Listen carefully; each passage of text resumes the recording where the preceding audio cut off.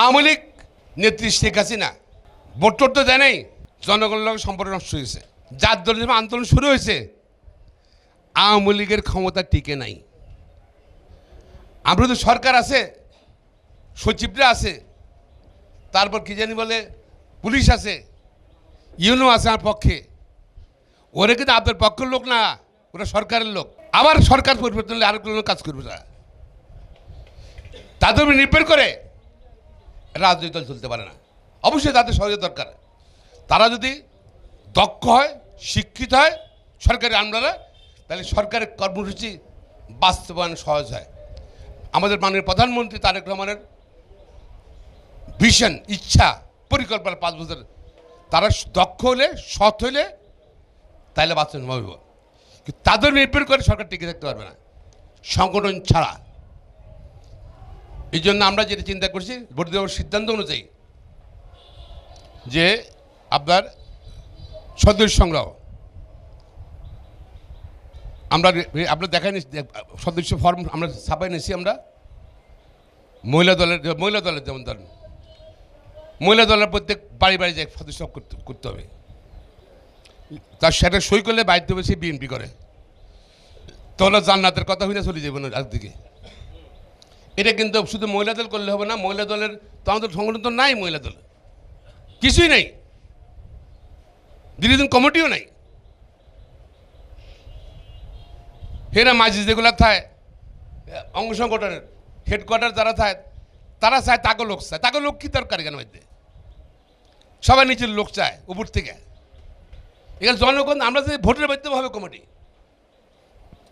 সুতরাং এটা করতে হবে। শুনেন, দলে আপনি আজকে আপনার পছন্দ করে না, দল ক্রাইসিস মোমেন্টে কিন্তু ঠিক আপনার পাশে থাকবো। সুতরাং এইভাবে এই সাময়িক ভালো খারাপ সম্পর্কের জন্য কিন্তু কারণে দলতে বাদ দিবেন না।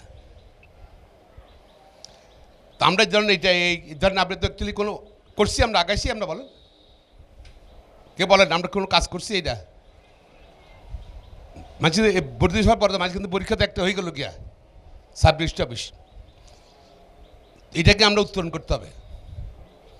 আমরা মাঠ পর্যায়ে, গ্রাম পর্যায়ে, ঘরে ঘরে যাইতে হবে মহিলা দলের সদস্য নিয়ে, মা বোনদের কাছে যাইতে হবে মহিলা দল। আপনারা বিএনপি অংশগ্রহণ যারা আছেন সবাই সাহায্য করবেন, ঠিক আছে? তারপর যুব দলের মাঠ পর্যায়ে সংঘর্ষ সদস্য করতে হবে। ছাত্রদল স্কুল নির্বাচন করলে অনেক ছাত্র নির্বাচন করছে, আমাদের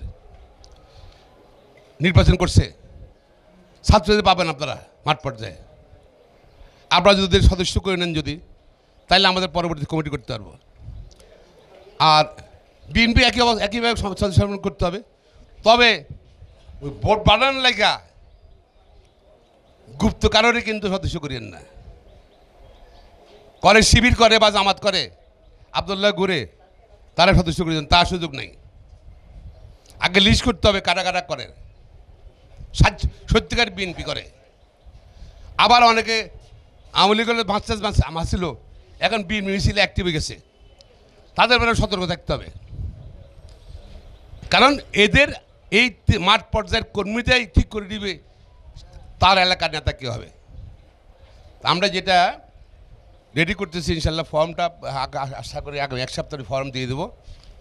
আপনারা দয়া করে এই সংগঠনটা শক্তিশালী করুন দেশের স্বার্থে। বিএনপি এবং জিয়া পরিবার বাংলাদেশের স্বাধীন সার্বভৌমত্বের রক্ষা কবচ। যদি জিয়া পরিবার না থাকতো বাংলাদেশে 71 সালে স্বাধীনতা যুদ্ধ হতো কিনা সন্দেহ। আলোচনা চলতেছিল ইয়া খানের সাথে। ওই পর্যায়ে পাকিস্তানিরা গুলিগালাজ শুরু করছে, হামলা করতেছিল বাঙালিদের উপর। জিয়া রহমান স্বাধীনতার ডাক ঘোষণা দিচ্ছেন। পরবর্তীতে আবার শিবিজনের বিপ্লবে দেশে দেশে স্বাধীনতা ছিল না, মানবাধিকার ছিল না, মৌলিক অধিকার ছিল না, শহীদ প্রেসিডেন্ট জিয়াউর ক্ষমতায় আসছেন। খুলনার মোস্তাক কর্তৃক জারিকৃত মার্শাল ল সামরিক শাসন জিয়া 1919 সালে প্রত্যাহার করে নিয়েছেন। জিয়া রহমান বিএনপি সৃষ্টি করছেন, একটা তত্ত্ব দিয়েছেন বাংলাদেশ জাতীয়তাবাদ। এই তত্ত্ব এত পপুলার আমাদের প্রিয় নেত্রী, আমাদের মা দেশ নেত্রী এটার রাজনীতি করছেন এবং 3বার প্রধানমন্ত্রী হয়েছেন, যিনি সারা পৃথিবীতে অত্যন্ত জনপ্রিয় রাষ্ট্রপ্রধান সরকার প্রধান ছিলেন। আমাদের প্রিয় নেতা জন তারেক রহমান লন্ডন থেকে 17 বছর আন্দোলন নেতৃত্ব দিয়েছেন।